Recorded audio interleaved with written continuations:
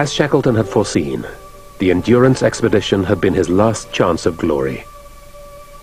In 1921, he headed south once more, joined by a handful of the old Endurance crew, Worsley, Macklin, Hussey, and Frank Wild. The expedition had no clear aim. All that mattered was that they were heading south again.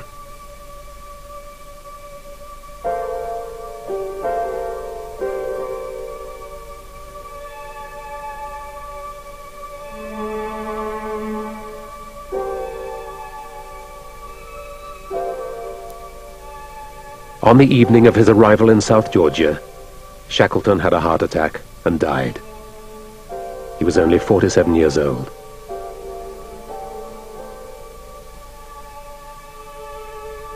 His men buried him in the island's small whaling cemetery in accordance with the wishes of his widow.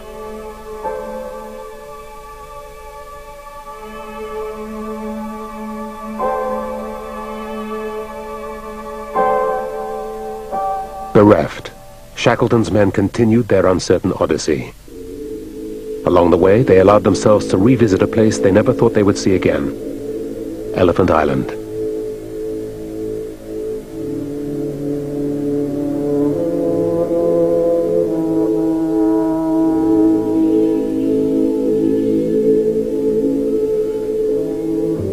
The expedition photographer recorded the return.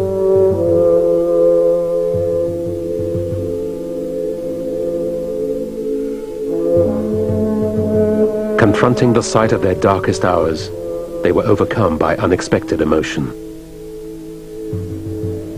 Few of us thought when we left at last that it would ever be our fate to see it again. Ah, what memories, what memories. They rush to one like a great flood and bring tears to one's eyes. And as I sit and try to write, a great rush of feeling comes over me and I find I cannot express myself.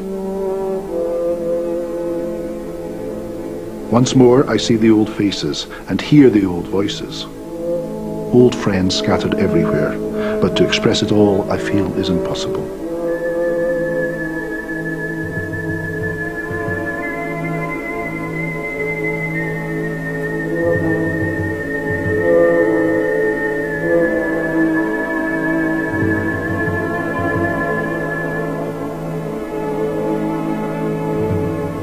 My father never, to any of us, his children, ever discuss that expedition. Occasionally, an odd statement came out, but he never let us read his diaries when he was alive. They were locked up. It was as if the whole experience was something that had been shared amongst the individuals, the 28 people who were on the expedition itself. And outside the comprehension of anybody else. Shackleton himself wrote, "We had suffered, starved, and triumphed, grovelled down, yet grasped at glory, grown bigger in the bigness of the whole.